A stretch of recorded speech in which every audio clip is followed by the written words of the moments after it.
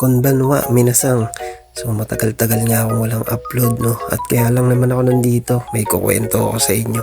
So bali mga video na to nakaraan pa nga, no, kasi nga busy tayo sa trabaho, tamang hanap tayo ng pera, kaya yun di tayo nakapag-upload ng vlog. So bago nga natin umpisahan to, by the way, ako nga pala si Joel, TITP dito sa Japan. So ang pinaka main purpose nga na itong video natin guys ay kukwento ko sa inyo yung mga bagong patakaran dito sa pagbibisikleta sa Japan.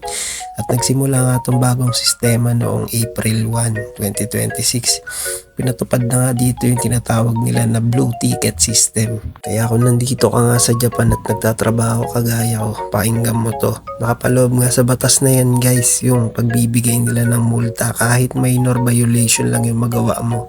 Dati kasi warning lang yung kadalasan na ginagawa nila. At para po ito sa mga edad 16 pataas, kabilang ang mga foreign residents. So walang exempted guys. Kahit na Japanese o ibang lahi, nasasakop nitong batas na to. So ang unang-una nga sa listahan guys at ang pinakamalaking multa sa lahat yung paggamit ng cellphone habang nagbibisikleta. Nagkakahalaga lang naman siya guys ng Ichimang Niseng En or 12,000 yen. Makati yun at masakit sa ulo, kaya huwag ka nang sumuway. At ang pangalawa, yung paglabag sa traffic rules, hindi pagsunod sa traffic lights. Nagkakahalaga po siya ng Rokuseng En or 6,000 yen. Pagdaan sa maling side ng kalsada o sa pasalubong, nagkakahalaga din siya ng Rokuseng En or 6,000 yen. Hindi paghinto sa stop sign or intersection, 5,000 yen po yun. Naka-earphone habang nagbibisikleta, yung mga mahilig mag-earphone dyan, 5,000 yen po yun or Goseng En. Walang ilaw yung bike sa tuwing gabi, 5,000 yen. May payong habang nagbibisikleta, 5,000 yen. Dalawang sakay sa isang bike, 3,000 yen. Magkatabing nagbibisikleta or nagkwekwentuhan, hindi po pwede yun. Sanseng En po yun or 3,000 yen. So bali yan nga ilan sa mga bagong rules dito sa pagbibisikleta sa Japan. So yun, balikan nga natin itong mga video ko guys. Ikukwento ko naman sa inyo kung ano ba mga naging ganap natin itong mga nakaraan. Let's go! Para lang bumili nito guys, sama ko si Tuan. No camera, no No camera. camera! No camera. Ay, seryoso. LL. Ako da.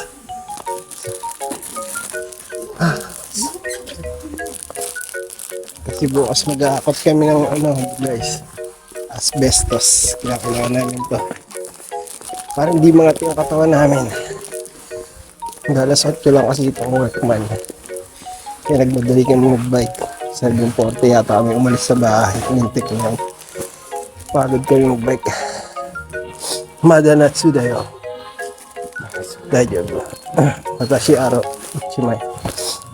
Ikura desu ka? Ima yasui desu ne. 900.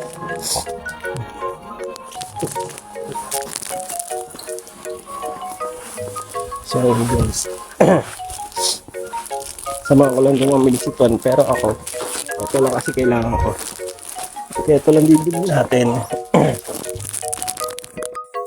So bali Webes pa nga ng gabi yung video na to guys, no? At nagpasama sa atin yung tropa natin na mamili dito sa workman nga. Dito nga mabibili guys mga gamit pa ng trabaho. At dahil last day na nga namin bukas sa Kashima Bowl, maghahakot na nga lang kami ng mga asbestos. Napakarami nun guys, kaya kailangan namin mamili ng pang-cover namin sa katawan para hindi mangati yung katawan namin. At pagtapos nga naming mamili dito sa workman guys, balak na rin namin magpunta ng Donkey. Balak kasi mamili na itong kasama ko ng mga protein bar para sa niya, ginagamit niya sa pag-gym. So fast forward nga guys, at ito na, nilabag ko na yung mga bagong patakaran dito sa Japan. Nag-cellphone na nga ako at nagbibideo pa ako, kaya pag nahuli tayo ng pulis talagang abono.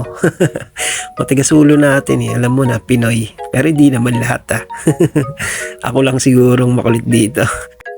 Pero kahit ganyan, naka-helmet naman ako guys, so safe pa rin tayo. Kaya lang, may huli pa rin talaga to pag nakita tayo.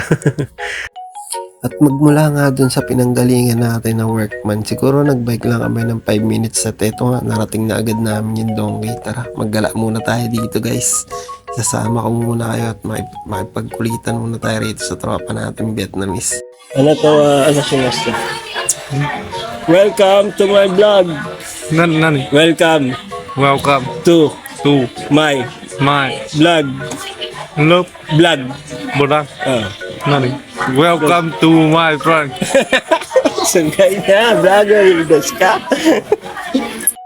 O di ba magaling na nga rin siya mag-English guys no. So bali may usapan nga talaga kami niyan. Sabi ko tuturuan ko siya mag-English, turuan niya naman ako mag-Vietnamese. O di ba? Imbis na ni Honggo ipaturo natin dahil entry level tong tropa natin, puro kalokohan pa yung mga tinuturo sa akin yan. Marami na nga akong alam ng mga kalokohan tungkol sa salita nila, kaya lang hindi ko na sasabihin sa inyo. Baka mamaya maban pa ako ni Meta. So fast forward nga guys, after naming namili doon ng kung ano-ano sa loob ng Donkey, ito nga, kumain muna kami ng ice cream dito, tuminom muna kami saglit dyan. Wala na kaming planong puntahan, sabi ko na lang sa kanya, daan kami sa may Art Hotel o yun sa kaya ng bus papuntang Tokyo. Kasi nga napakaganda ng mga sakura doon. At dahil nga wala tayong oras sa umaga dahil busy tayo sa trabaho at gabi na rin tayo nakakauwi, kaya ito lang yung free time talaga namin, kaya yun, niyaya ko na siya. Kaya kung nakita nyo yung mga post ko guys, tsaka yung bagong profile picture, dito nga nanggaling yung picture na yun sa lugar na to. At shoutout sa tropa natin na si Tuan, dahil napakaganda talaga ng camera niya. Naka iPhone 17 nga ni. Quality naman kasi talaga yung cellphone niya, lalo na yung camera. Kaso may pagkasinungaling eh. Naging photogenic ba naman ako dun, pero makikita nyo ako sa personal, baka suntukin nyo pa ako eh. Fast forward guys at kinabukasan na to. Biyernes na nga, tuling araw na natin dito sa Kashma Bowl. So tapos na nga natin gibahin tong loob ng Kashma Bowl no. Ang natitira na nga lang yung mga asbestos na hahakutin natin ngayong araw. At naka-assign nga ako sa loob ng truck, kaya salo ko talaga lahat ng mga magliliparang alikabok nun. Kaya kung makikita nyo, balot na balot nga tayo at dalawa yung mask natin, naka-respirator pa tayo guys. Kasi nga delikado talaga yun, lalo na kung malanghap mo.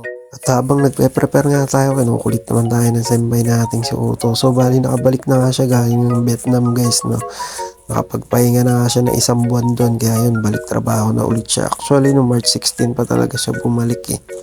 Isa nga rin yan sa mga pinakamabait natin tropa dito. Basta G, kimas ka.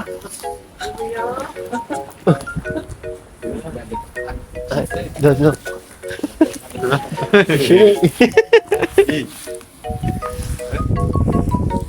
Fast forward nga guys, Sabado na to at half day lang kami. At dahil nga nakatapos kami ng Gemba, eto meron tayong party. At dahil di pa nga nag-uumpisa, umikot-ikot muna kami dito sa park. Magiging masaya ngayong gabi na to guys, kasi ngayon pupuntahan natin ay Omise or Videoke Bar. Kaya yun, mapapalaban tayo sa kantahan, pero hindi eh. Nagulat ako dahil ang gaganda pala ng boses ng mga kasama ko sa trabaho, lalo na yung boss ko. So yun nga guys, binidyoan ko sila at ipaparinig ko sa inyo. Tara, sabay-sabay tayo makinig ng real life anime.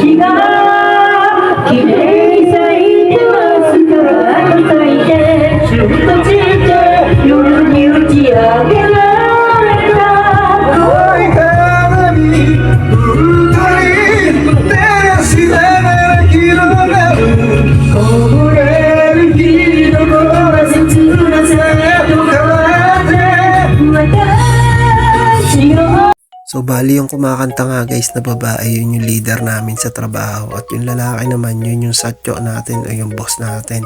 So hanggang dito na nga lang guys, at sana nag-enjoy kayo. Ito nga ating agency at ang ating school. Nandito na rin ang mga taong kailangan yung hanapin para makapunta kayo dito sa Japan. Jikai made sayonara, so shitigo, sityo, arigatou gozaimashita.